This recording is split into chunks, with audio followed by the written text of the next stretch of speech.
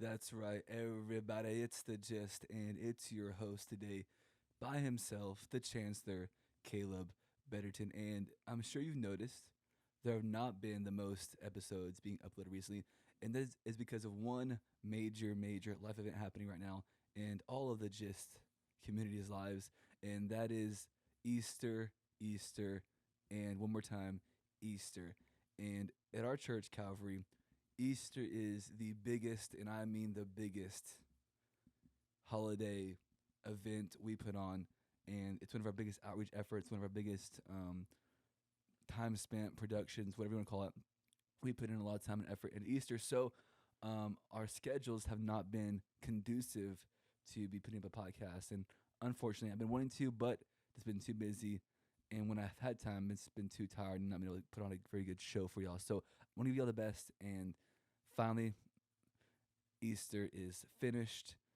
But again, it will rise again next year, just like Jesus does every 3 days, or not every 3 days. You know what I mean? Anyway, but thankfully, it was an amazing Easter. Honestly, though, with all the work and effort we put into Easter, Easter is one of my, if no, it's definitely my favorite holiday. I love Easter. It's over Christmas for sure at this point in my life, and Easter is it's just such an incredible time because of the work we put into it and the impact we have by putting on an Easter program. You're actually helping other people out. You're actually seeing souls saved. You're seeing incredible things take place and happen, and you can be a part of that, and it's fulfilling. And sometimes with other holidays, it's more about you.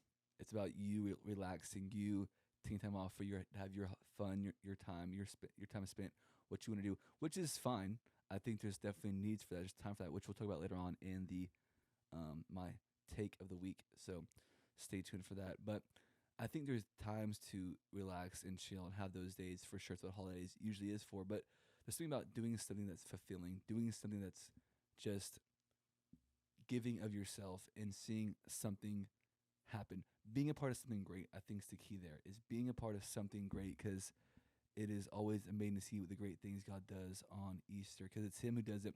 It's Him who brings the increase. It's Him who brings reward. We just get to be play a small part in that, and I get to enjoy being a part of that. And I usually play the demoniac. And for those who don't know what a demoniac is, he is the guy filled with over 6,000 demons. And, it's one of those things where you're not sure if it's a backhanded compliment or not. When someone says to you, man, you do a great job at being filled with 6,000 demons. You're just so awesome at being demon possessed. You're so great at it. And you're just not sure. Is that a good thing? I mean, you're a good actor, I guess. Maybe that's a compliment there. But, or like, you know what? You actually, I don't know, man. You might be you. Like, need some help. Get that checked out. I've done it for a few years now, and it's a fun role to do. I enjoy doing it, but man, it is a little taxing on the old body because one of the hazards of being the demoniac, for those who don't know, is I wear these chains on one of my arms, and now the actual performing of it's pretty physical too. But the chains can be a little unpredictable, and I can't. I've kind of learned how to, for the most part, keep them out of my way so I don't get hit with them too much when they're swinging around while I'm doing my craziness on the ground and jumping and running, screaming, whatever I do. I've gotten pretty good at knowing how to kind of heat my arms out, but sometimes one of those chains, what does it get you? Like slap you, and it's metal chains, and they hurt so bad. And this year, unfortunately, I 2 times back to back days, and it was this week. Um, I think one on Friday night, one on Saturday morning for our last two rehearsals, and got hit in the face twice with them chains. And man, I got a knot on my head on one spot and a knot on my face, above my eyebrow, in another spot. And I was like, oh man, concussion protocol, here I come. But no, they weren't too bad, just some little few knots. But it's always fun to do. It's always fun to see kind of the behind the scenes stuff on Easter Day, because like the first performance on Easter Sunday is kind of the one where everyone kind of like settles in, because like it's the first one. You don't know what's gonna happen. Like you've been practicing, but it's like now it's the real deal, and it's the first deal. The second run through is always kind of the chill one, the easier one, or like it's just all the nerves have left at that point because you've done it. Wow, that dropped big. You've done it at this point, so you've done it, and it's not as difficult. It's kind of like you're relaxed, you're comfortable now. But that first run through, is the one where everyone's a little bit more probably nervous is the best word for it. And this, you kind of see the things happening backstage that the crowd doesn't get to see, of finding a prop that's missing, or trying to where's this person at? We need this, we need that, and it's always I love that environment. Honestly, I enjoy that kind of. Um, it's just a rush. I don't know how to explain. I enjoy that aspect of doing a drama, that kind of thing. But the most important part was the impact it had on people and what God did, of course. But there's always some funny moments. We had one guy. He's a friend of the show, Pookie. He's been on the show before. He was one of our Roman soldiers, and during one of the practices, he was holding the cross, and someone's supposed to go and grab hold of it, and then he lets go and grabs Jesus. Well, he let go of it, and no one else had grabbed the cross, and so all I hear is boom, and I'm over to the side. I don't hear any screams, so I think, okay, thank God, no one got hurt. And I look over, and he's on the ground like this in pain, and thankfully it hit his foot. Thankfully, no broken bones. It was a miracle. God touched him for sure, because it looked pretty bad, and thankfully no broken bones. He was blessed to be healed for sure. So that was a beautiful thing to see. Um, but it's just a cool thing to be a part of the Easter drama. And tonight we're gonna go out and do some fellow outreach, which will be awesome. But I think those are the kind of actually another story for the Easter drama here before we kind of move on to the next segment. But so I'm the demoniac in the play, and the play is there's kind of they have a part in the demoniac scene where there's kind of a modern day version, not someone screaming, with chains, crying, but this we have like a woman suffering domestic violence. She's running for her boyfriend. She's doing drugs, alcohol, that kind of stuff, and then someone comes and kind of prays for Jesus, goes over there, touches her, all that fun stuff. And well, I didn't see it because I'm in a still scene at that point, and my head's down, and but I'm laying there, and like I usually can hear her come up the stairs to the platform where I'm at when she's coming down the aisle, and like I'm waiting for her to get there. 'Cause I kind of know what timing wise when that happens, but I don't hear anything. And so kind of later on, I'm like, that's kind of weird. Maybe just I just didn't hear, whatever. Well, come to find out, she had face planted. Our poor director, friend of the show, Becca, had face planted pretty hard on the ground on accident. Thankfully for the scene, it looked like it was part of it because it fits the whole entire domestic violence running away from someone type thing. But man, she got rocked a little bit, and that's kind of the cool thing about some of the mess ups that happen during an Easter drama or any type of event like that is most of the time the only person who knows it are the people who are behind the scenes who are part of it. The audience has no clue because thankfully most of these mishaps kind of fit in with the actual storyline itself, which is always fun. But honestly, he is risen. He's alive. Thank God he died for our sins and rose again on the third day. I am so thankful for it. Again, it's one of my favorite holidays, not just for the play part and the church part of it, but even the most important part, which is that he is alive. And it's always something to think about. And I try to never not think about it on Easter because it can be easy to get distracted and focused on the play, whatever else, the drama, the life, anything else, being tired. But to always take some time and remember that he did die for us. He did go through the pain, the suffering, the agony. He took on our sins for us, and I could never be more thankful. And so, coming next, we're going to talk about cannibalism. So, stay tuned for that. The Gist. You're listening to The Gist. Entertain but challenge.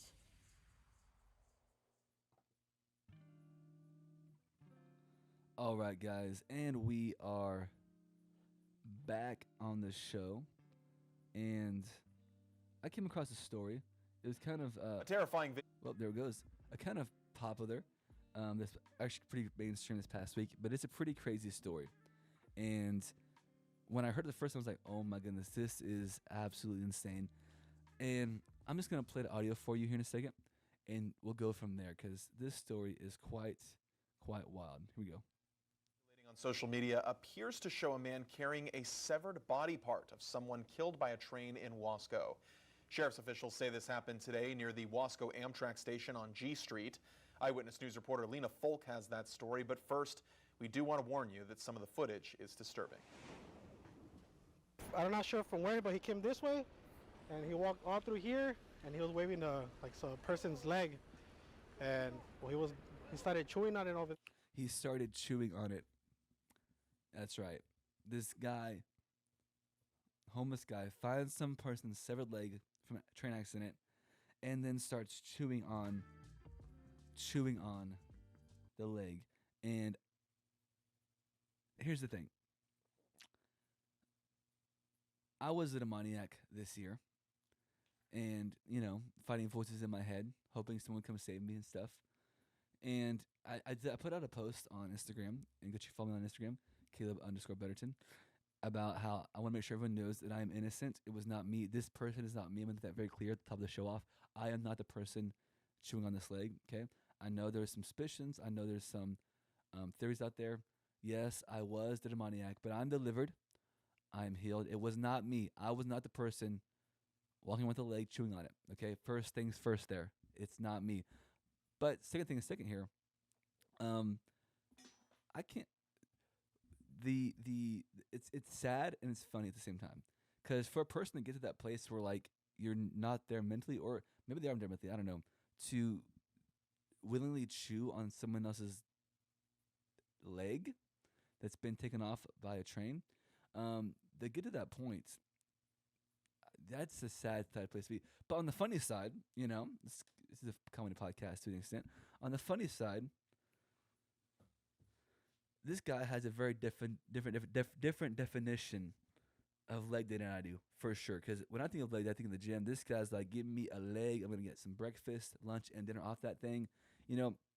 It's who knows? With the way this world's going, in about 20 years, this may be a fair food for all we know. Because you have turkey leg and your lady's leg. Which one do you want? Because this is this is the way the world's going. But can you imagine though, being those construction workers? You're doing your job. You have a family, you have a wife, kids. You're trying to provide some ends meet. You're in California too, so like prices are crazy there. You're working hard. You're just trying to do your job. And then all of a sudden, you see some homeless guy walking by. You're kind of like, okay, what's he doing? And then you look in his hand. You look in his hand, and you see something, and it makes you do a little double take. Back and forth. What in the world? Is that a leg? And you tap his buddy. Hey, bro, Johnny. What's that guy have? It's a leg, bro. Oh my goodness! And you see this guy with this leg walking around, dragging with it. Then he does something, and you're kind of not sure. Is that real? Dude, that's definitely real. That is 100% real. I've seen legs before. That is a real leg, 100% for sure. And you're like, oh my goodness. Oh my goodness. And then he does the unthinkable. He does the unthinkable. He picks it up and he begins to chew on this disgusting leg. And dude, I don't know if you've ever worked around a bunch of different people before. I'm sure we all have at some point. I definitely have. And just always different personalities. And there's the guy who's like the tough, macho, motorcycle driving, 45 tattoos on his face guy who's like, yeah, I chewed on a leg once when I was young. Tastes like chicken. Then you have the guy who's like totally just has the gag reflex of a 2-year-old or whatever that means. I don't know what that means, but you know what I'm saying. And the slightest like spot of spilled milk makes him throw up. And this is like he's just over there gagging in the corner, just dying himself. His innards are coming out. Seeing this, then you have the guy who's just like, who's the comedian of the group, is just laughing the whole time. Then you have the guy who's like super serious, right? He's like, oh, and it's probably the guy who's on the news. He's like, bro, call the police right now. Call the cops. This is serious, guys. This is important. Like this, he probably killed somebody. This is awful, And all these different people interacting together, and this guy is sitting there, enjoying life, living his best life. He's just living a simpler life than we are. No judgment here, right? Judgment-free zone for a minute, because I'll judge you later on. But he's just sitting there, probably having the best day of his life. Found some free food, like he's in California, weather's great, sunshine, doesn't have to work. He's just there chilling, right? Walking around, finding stuff to sell, and he finds his favorite food. Hasn't had it in years. It's not not the most culturally acceptable thing to eat. It's kind of hard to get, very much a delicacy. And he finds it just laying on the ground next to train tracks. And he's like, oh my goodness, my favorite food. leg of lady. And he picks it up. He's walking around, showing it off. Look at everybody. Look at everybody. I got something you don't got. I got my favorite food, the best food, the most greatest delicacy you can have in California, and that is leg of lady. Living his best life. You know, makes me question if this guy's living his best life, why aren't we living ours? Coming up next, we got Caleb's take. You're listening to The Gist. Yeah. Here we go. All right, so I kind of teased it at the beginning of the show. Here we go. Hold on. 3, 2, 1. Let's go. I don't like this song a lot. Sorry, guys. But I teased at the beginning of the show that kind of in the first segment that talking about holidays and relaxing, chilling, and celebrating stuff. And today's take, I read a book recently. Yes, I can read sometimes, just so you know. I read a book recently and talking about disciplines. And you know, on this show, we talk about disciplines a lot, maybe too much. You know, some of you guys just cry because we discipline y'all way too much. But, and it was a very good book, a very, very fantastic book. I really enjoyed listening to, reading it. I did read it, guys. I did not listen to it. I promise you. I can read. I can. Trust me. I can read. Okay. And it was a very good book. A lot of, you know, it's a spiritual discipline book. Of course, has your basics, prayer, fasting, the word. A lot of good insights there. However, the last discipline it talked about kind of surprised me. Because I don't think of it as a discipline. And it's probably a discipline I need to put in my life. Actually, it is a discipline I need to put in my life way more than I do. Because I can be pretty good at getting that grind on and just pushing, doing hard stuff, doing hard things, making my bed, all the other, you know, titles of discipline books out there. I can do those things. You know, I can make my bed. I can dig a hole. I can, you know, work hard, pray, fast. I can put myself in that. I can read, I can study. And I'm trying to get better at studying too. But I can do these things. I can make myself do those things. But one of the things I'm not very good at, and this is the last discipline in this book, was the discipline of, wait for it, celebration. The discipline of celebration. Taking time to celebrate the wins. Taking time to celebrate the victories. Taking time to celebrate the successes in life. And it's true. It is a discipline. Maybe not for everyone, but for me, it's definitely something I don't do enough of. And of course, there's that fine line between, you know, celebrating for too long and too much and never moving forward to the next thing. But if you're always killing yourself and pushing yourself, the motivation, the thrill, the joy of doing it, not celebrating that win is eventually going to wear on you and burn you out. And it can be hard to discipline yourself to celebrate, at least for me. Maybe not for you, but for me it is. Because again, I think, okay, I'm not doing good enough yet. I'm not where I want to be yet. I got to do this thing. I got to get better here. And I have done things. I have accomplished things. I have won at things.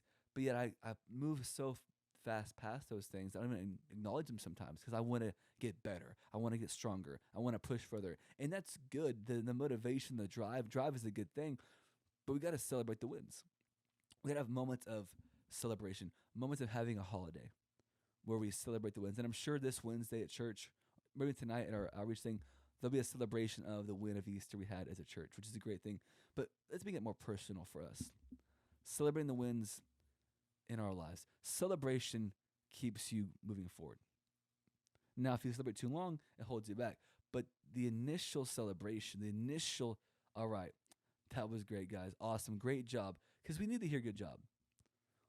We need to hear well done. We need to hear way to go. You know? And sometimes the person we hear from the least is ourselves. We don't tell ourselves, hey, now, you know me, and I'm not saying we go to this far, you know, fruity-tooty, lefty-loosey thing in the sky where it's, self, you're so awesome, you're so good. I'm not saying be fake with yourself, but when you have done something that is, you've won. Maybe you overcame a sin. Maybe you got a good grade on the test. Maybe you finished, you know, graduated from high school. Maybe you put out a new podcast episode. I don't know. Maybe something happened that was like, man, that's a win. Instead of being so fast to just move forward. I'm done with it. I'm done. I'm completely done with it. I'm moving forward. Whatever. I don't want to think about it no more. Take a second. Not too long. Not too long. Just take a minute, a day, if it's maybe evening, if it's something big enough, a week, if it's, one of the Tom Brady, the GOAT of football for sure. He is someone who is very successful, accomplished a lot. And I'm not sure what the exact amount of days is he lets himself celebrate for, but he has a certain amount of time. I can't remember how long it is. I don't want to say a date because I know I'll be wrong. That he allows himself to celebrate after winning the Super Bowl. He wins a Super Bowl, and he gives himself, I don't know if it's a few days, a week, a month, I'm not sure. He gives himself a certain amount of time to just enjoy being a champion. And this guy who's won 7 of them, 7 rings. And he says he has that time, he enjoyed it, and as soon as that time's up, he gets back into, all right, let's move forward next year, let's win another one. See, the problem is some people, they're on 2 different extremes. They never celebrate, and they're worn out, and drained, and just hate their life. Then the other one is they celebrate the smallest of wins, and they never start celebrating that win so much so they just never they never win again. Because they're too busy living in the past, celebrating something that happened in the past. But we got to find that balance of we need to celebrate the wins. We need to whatever and identify what that time frame looks like. Have those defined times of this is how long I'm celebrating for. This is how long I'm celebrating the win for. Depending on how big the victory is. You finished your work for the day, I'm going to go have a snow cone. As soon as the snow cone's done, move on to the next thing, I'm not going to spend all day long just doing something or spend the rest of the week celebrating something I did for one day that wasn't even that big of a deal, but I need a snow cone for it, Celebrating those wins. Having those moments of, we did it. Awesome. Pat on the back. Thank God. God did it. He's scored for it. I did my part. This was awesome. This was great. But now let's move forward and win again. And win again. But the celebration, the knowing you did a job well done, the recognition of, I won. Great job. We did it. Now let's do it again. Let's do it again. And I want y'all to do it again. So, let's do it again together. You've got some wins. Recognize you've won. Recognize that you are an overcomer. Because it's part of seeing yourself the way God sees you. God sees your victories. God sees your wins. But if we don't see them, we're never going to move forward. So see yourself the way God sees you. This has been Caleb's Take. Let's get it. All right. So, guys, as we transition here to the end of the show, maybe. Yeah, there we go. There's the music I was looking for. I want to end today's show. First thing, thank you for being a part of the show, listening to the show, being a fan, being a supporter. But I also want to end with a question of the week. Not that question. That question's too personal. If I can get a good question here, maybe. Hold on. All right. Got a jar in front of me here. Okay. So the question of the week, and you can let me know by sending us an email at synergistmg@gmail.com. And the question of the week is, can you hula hoop? I need to know. Email me at synergistmg@gmail.com and let me know, can you hula hoop? And not just on your wrist or your neck. Actually hula hoop, okay? Be honest here. Let me know. Also, check out the latest episodes of The Gist, our YouTube show, our social medias, our friends and family. Not those, actually. Leave them alone. But check out the show notes below and check out all the things we offer y'all, all the content we have. And we love you guys. Remember, entertain but challenge. That's who we are. Challenge the next generation to become something great. And you too can be great. But let's celebrate the wins. Let's not eat people's legs. And have a happy Easter. He is risen. He's alive. This has been The Gist.